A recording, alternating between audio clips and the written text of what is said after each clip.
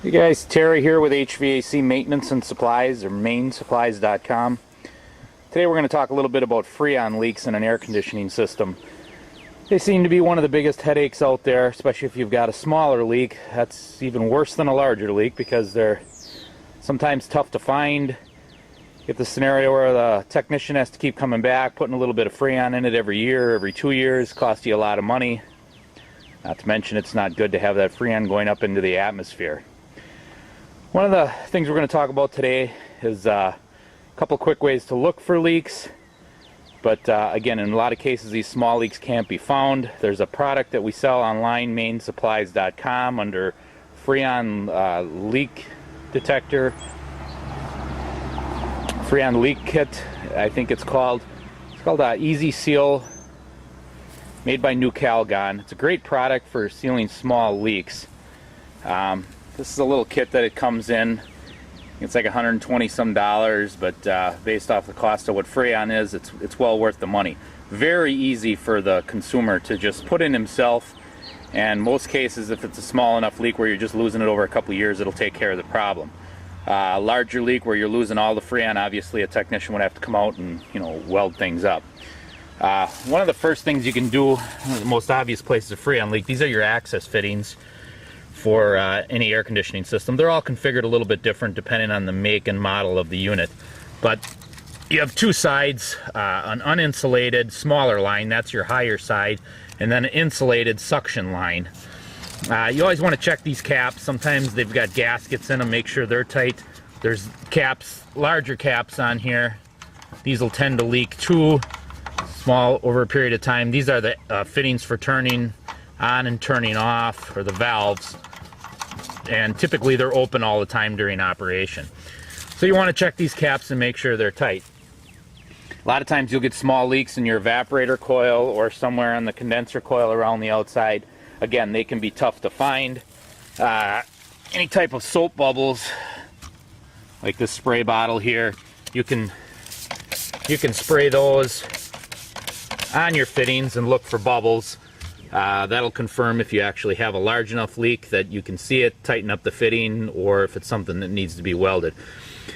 But again, a quick, easy way is this kit. And what this kit contains is a couple of cans of Easy Seal. One can is usually good for up to a 5-ton unit. We do sell the replacement cans separately, the hose separately. Best is probably just to get the kit. As far as the amount that you put in there, this is good for up to 5 tons. There is a little bit smaller cans for up to 1.5 tons, but this kit will fit most applications and then give you a spare can too if you need to add some more in the future. It is good for all freons, the R22, the 134A, the 410, almost all freons on the market. It's safe and effective for. As far as installation, it's real simple. This hose comes as one piece and the can comes as one piece. You can see them inside of there. You simply take the hose and the valve assembly, screw it onto the can, it pierces into the can, and then you're ready to go, and there's a valve on top. You take off your high side, or the foam insulated would be the colder line of the two coming back when the freon charge is proper. And again, one way you can tell if you're low on freon, you'll get a lot of different scenarios there. It won't cool as much, obviously. There'll be a point where when it loses a certain amount, it'll start freezing up. You'll notice ice out here or ice down around your evaporator coil. So that can be a sign of a loss of freon. It can also mean that you have a restricted airflow, which, a plug filter. So check all those obvious things first.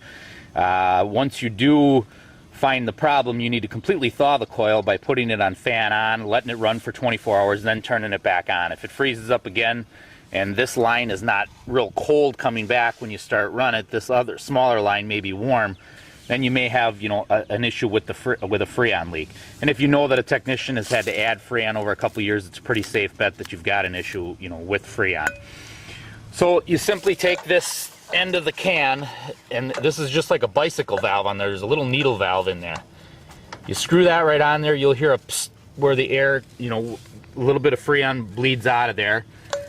Take and open this all the way up, back it all the way out, And then you go in and turn on your air conditioner and run. The suction or the drop in pressure will draw all of the contents of the can out of there. And you can shake it around, move it around a little bit. Again, your air conditioner is running when you're doing this. So you run it, let it all draw it in there, and then simply take this back off. Put your valve cap back on there. Make sure it's good and tight. Make sure both of them are nice and tight.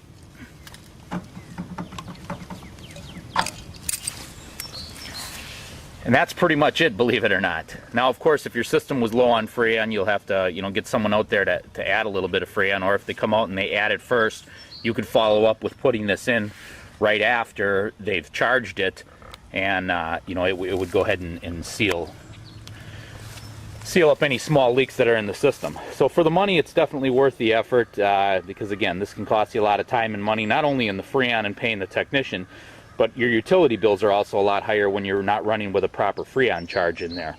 So again, mainsupplies.com, go under shop by category, Freon leak repair kit, and you can purchase them right online.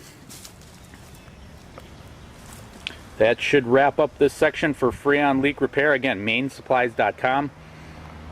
Check back with us for more videos on air conditioner, furnace maintenance and stuff.